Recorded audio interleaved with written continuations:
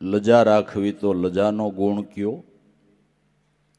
કે કઈ લજા રાખવાથી આપને આત્મપદની પ્રાપ્તિમાં લાભ થાય કે અસત્ય કર્મ ભણી તિરસ્કાર. અસત્ય કર્મ કરવામાં આપને શરમ આવવી જોઈએ.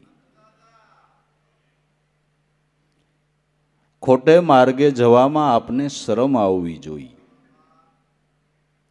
સદગુરુની સેવા કરવામાં, સત્સંગ કરવામાં, ભક્તિ કરવામાં શરમ આવે એ તો ખોટી શરમ છે. એ ખોટી શરમ છે. એમાંથી જ એવી શરમ રાખીને જગતથી બીવું નહીં જોઈએ. ખોટી શરમ છે. પણ અસત્ય કર્મ કરતા શરમ આવવી જોઈએ. સદગુરુ કર્યા પછી આપને ફિલ્મમાં જવામાં શરમ આવવી જોઈએ. હા, ગુરુ કર્યા પછી આપણે પૂરી પાણીપુરીને રેકડીએ શરમ આવવી જોઈએ. રે ઊભો રહેવા. ગુરુ કર્યા પછી હું એમ કહું છું કે માવા ખાવામાં શરમ આવવી જોઈએ. બાયુએ વધારે તાલી પાડી, કારણ કે એને બિચારીઓને બહુ પીડા છે. આ નંગ સમજે જ નહીં.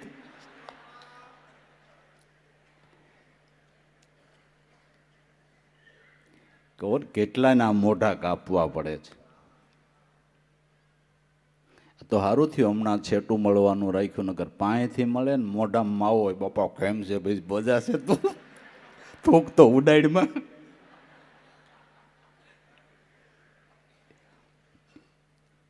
ખોટું કરવામાં શરમ આવવી જોઈએ. ગુરુના બાળકે કોઈના લીધા પછી ન દે તો એની શરમ આવવી જોઈએ.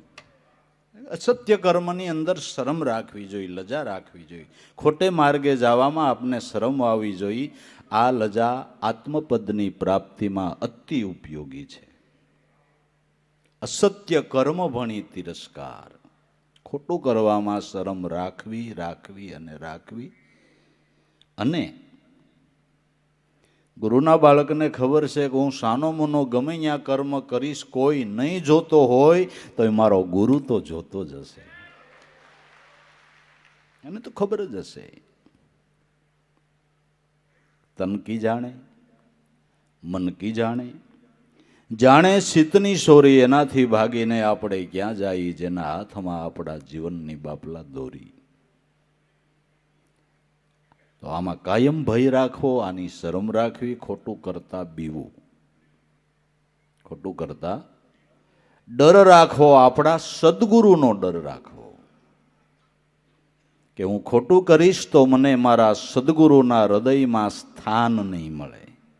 ખોટું કરીશ તો મને મારા સદગુરુના હૃદયમાં સ્થાન નહીં મળે. ને એના હૃદયમાં સ્થાન ન મળ્યું એટલે આપણે માટે વાર્તા 3 લોકમાં ઉગરવાની પૂરી. સંત અનુભવ એમ કહે છે કે ઈશ્વર તરસોડે તો ગુરુ તારે, ગુરુ તરસોડે તો ઈશ્વર નો તારે. ડર રાખવો જોઈએ. આ લજા કામની છે.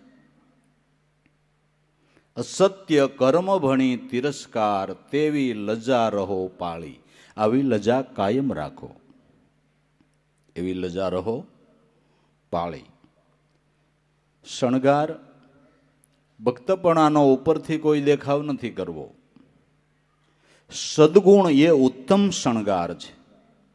સદગુણ ઉત્તમ શણગાર ધરીએ અને બીજા શણગાર સજવાનો ખોટો મોહ તજીએ. સદગુણનો શણગાર આપણે સજવો છે. સદગુણોનો શણગાર સજવાથી તમારા દેહનું નામ શોભે, તમારા કુળનું નામ શોભે, તમારા ગામનું નામ શોભે.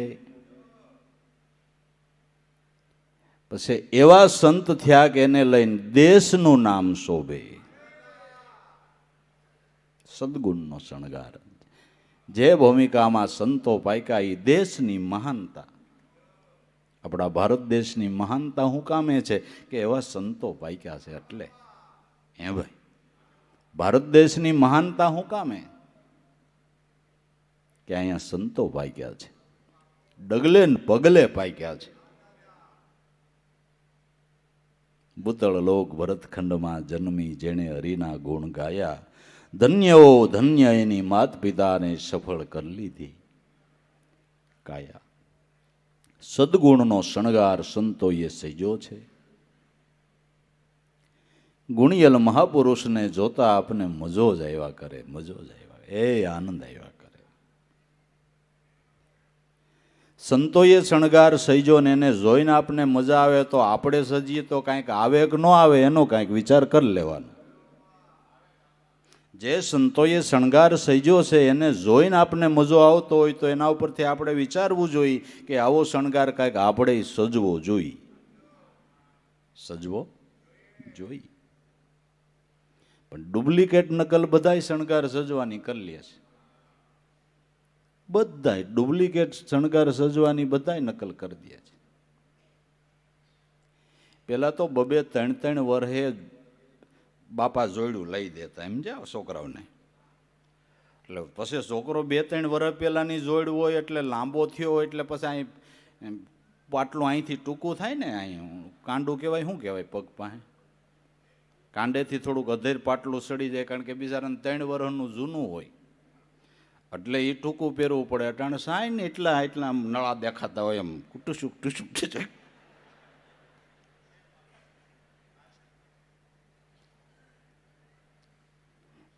એવી નકલો તરત કરી લે. આવા શણગાર સજવાની નકલ તરત કરી લે. સંતોએ તો ગુણના શણગાર સજ્યા છે. અષ્ટાવક્રના અંગમાં 8 વાક હતા, પણ ગુણનો શણગાર એવો સજ્યો ને જનક રાજાને એના ચરણમાં લેટી જવું પડ્યું, લેટી જવું પડ્યું. ગુણનો શણગાર સજ્યો, ગુણનો શણગાર સજ્યો. ઉગારામ દાદા ભલે ને દેહ કરીને થોડાક કાળા હતા, જરાક પૈગે કરીને ખોડાંગતા હતા, પણ જ્ઞાનીઓ વિદ્વાનો મારથી પુરુષો મોટી મોટી સાધનાઓ કરેલા એ આના ચરણમાં આવીને શીશ નમાવતા હતા. ગુણનો શણગાર હતો, ગુણનો શણગાર હતો. સદગુણનો ઉત્તમ શણગાર ધરીએ, ખોટો મોહ મનથી ટાળીએ. જીવનની શોભા વધારવી હોય તો ગુણનો શણગાર સજવો.